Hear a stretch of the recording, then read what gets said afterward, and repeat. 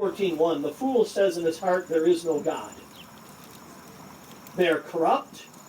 They do abominable deeds.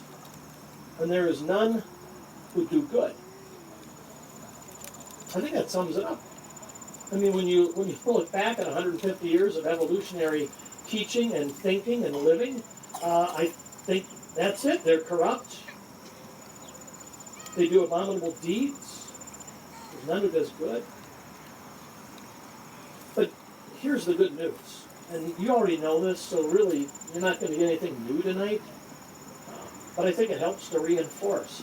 There is a God, and He intentionally created us, and He loves us each and every day. This is what Psalm 139 is all about. God hems me in. He's in front of me. He's behind me. He's next to me. He's above me. He's below me. He hems me in. And it's not an idea that He's trying to block me out of life. It's that He protects my life, that He guides my life, that He's the light of my life, that He protects me. Psalm 139, as we read, verses 13 and 14. The psalmist said, "For you formed my inward parts, you knitted me together in my mother's womb. I praise you, for I am fearfully and wonderfully made. Wonderful are your works, my soul knows it very well." You see, if there's no creator, then there's no purpose to life, and there's no meaning to life, there's no moral compass in life, there's no hope in life. There's three fundamental questions that everybody has in life, and they have to be answered. And the first one is, where did we come from? And the second one is, why am I here? And you probably can guess the third one, where am I going? God intentionally created me.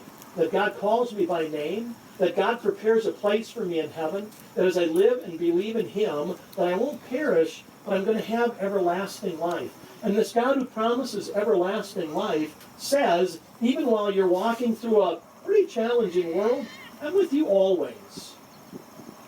Beside you, before you, behind you, above you, beneath you. I'm always there for you.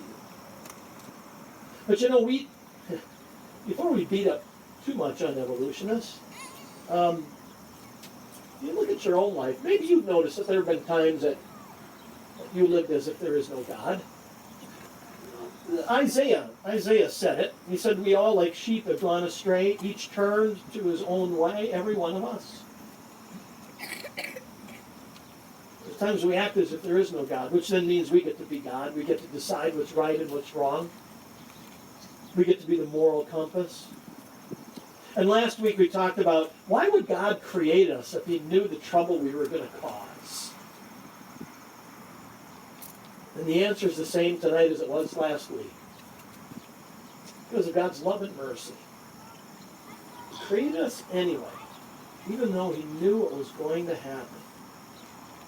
No, we don't deserve the life that God gives to us, but His love moved Him to create us anyway.